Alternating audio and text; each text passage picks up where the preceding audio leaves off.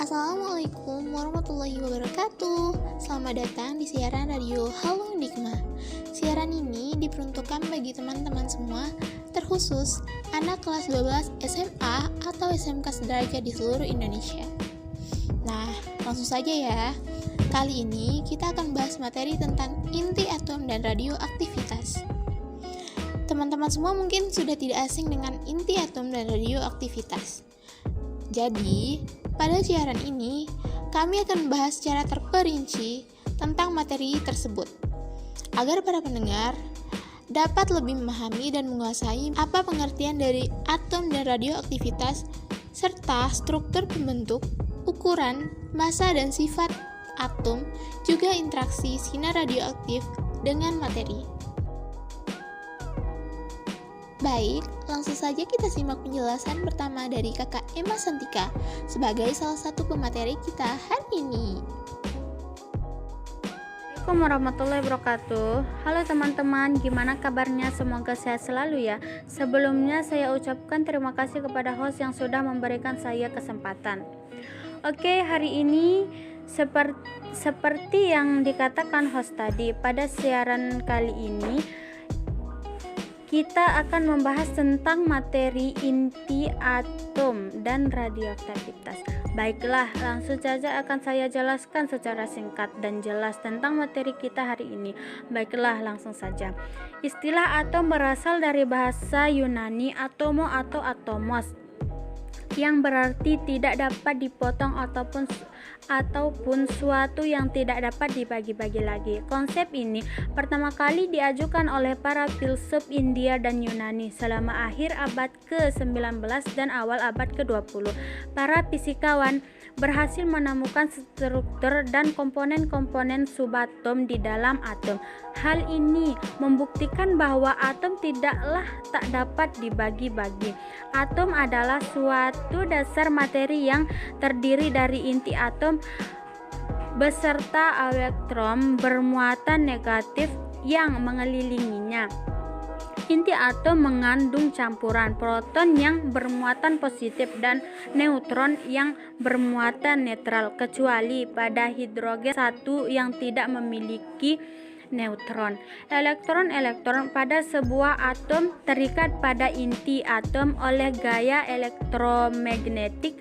Partikel-partikel bermuatan positif yang menyusun inti yang disebut dengan proton. Menurut Millikan dan Thomson, massa elektron sangatlah kecil sehingga massa proton hanya sedikit lebih kecil dari massa atom. Hidrogen James Chadwick 1891 sampai 1974 pada tahun 1933 berhasil mendemonstrasikan kehadiran partikel neutron. Proton dapat dengan mudah dideteksi oleh kamar ionizasi ionization chamber detector.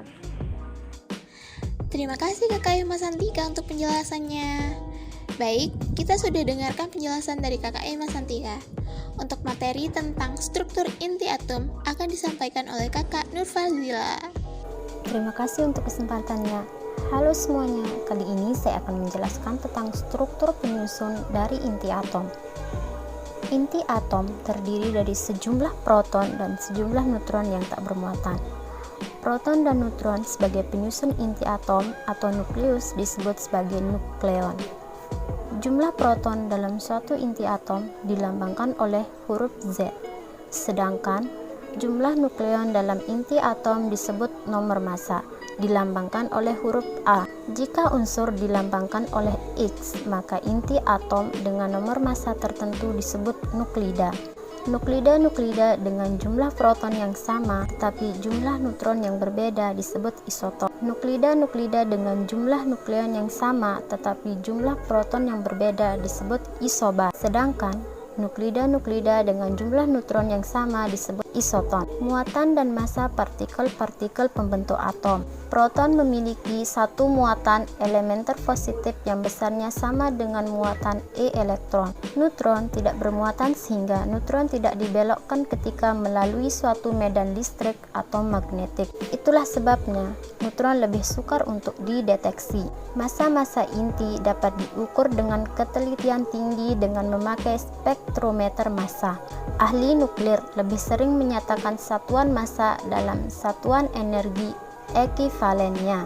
Kestabilan inti ukuran dan bentuk inti jari-jari inti atom bergantung pada nomor massa dan secara pendekatan diberikan oleh jari-jari atom. Jari-jari inti atom atau R sama dengan 1,2 dikali 10⁻15 M 1/3 nomor massa atom. Kestabilan inti jumlah neutron menjadi lebih besar dari jumlah proton begitu nomor atom meningkat. Peluruhan atau penyusunan ulang struktur-struktur internal secara spontan ini disebut radioaktivitas, yang ditemukan pertama kali oleh fisikawan Prancis Henri Becquerel pada tahun 1896. Terima kasih Kakak Nur Fazila untuk penjelasannya. Nah, bagaimana semuanya? Masih setia kan mendengarkan? Karena selanjutnya, kita akan mendengarkan penjelasan terakhir dari Kakak Nur Sulia tentang radioaktivitas. Langsung saja kita simak materinya. Baiklah, terima kasih untuk kesempatannya. Saya langsung saja ya ke materi. Di sini, saya akan menjelaskan tentang radioaktivitas. Mohon simak ya semuanya. Radioaktivitas adalah emisi radiasi secara spontan. Eksperimen menunjukkan bahwa radioaktivitas merupakan hasil peluruhan atau desintegrasi inti yang tidak stabil. 3 jenis radiasi yang dapat diemisikan, yaitu partikel alfa, partikel beta, dan sinar gamma. Partikel alfa merupakan inti 4Hi. Partikel beta dapat berupa elektron atau positron. Sebuah positron adalah antipartikel dari elektron. Masanya sama seperti elektron, kecuali muatannya plus E. Sinar gamma merupakan foton berenergi tinggi. Kemampuan daya tembus partikel-partikel tersebut berbeda-beda. Partikel tidak dapat melalui kertas, sedangkan beta dan gamma mampu. Partikel beta tidak dapat melalui aluminium, sedangkan gamma mampu dan tidak dapat melalui timah. Radiasi akan mengionisasi atom dalam sel hidup. Akibatnya akan dapat merusak sel dan menyebabkan kanker atau leukemia. Di luar tubuh, beta dan Y lebih berbahaya karena dapat menembus kulit dan masuk ke organ tubuh. Sedangkan di dalam tubuh, radiasi alfa lebih berbahaya karena tidak punya cukup energi untuk keluar dari tubuh dan memiliki daya ionisasi paling besar untuk merusak sel. Partikel beta dan Y kurang berbahaya dibanding alfa karena memiliki energi yang cukup untuk keluar dari tubuh. Terima kasih Kakak Nur Sulia atas penjelasannya. Nah, bagaimana semuanya? Sekarang sudah mengerti kan materi tentang inti atom dan radioaktivitas? Tidak terasa ya, kita sudah di ujung acara. Sebelumnya, kakak ucapkan terima kasih kepada yang sudah setia menjadi pendengar. Ya, walaupun cuma dianggap sebagai teman. Bercanda ya semuanya. Akhir kata saya Husna Sukmawati undur diri. Dan sampai jumpa pada siaran Halo Dikma selanjutnya. Oh ya, sebagai penutup, ini lagu terakhir dari kami. Check it out!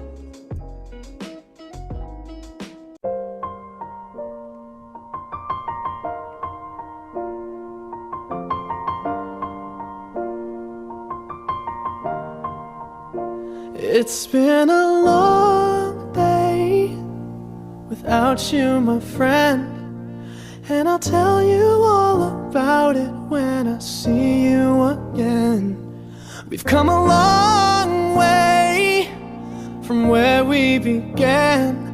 Oh, I'll tell you all about it when I see you again. When I see you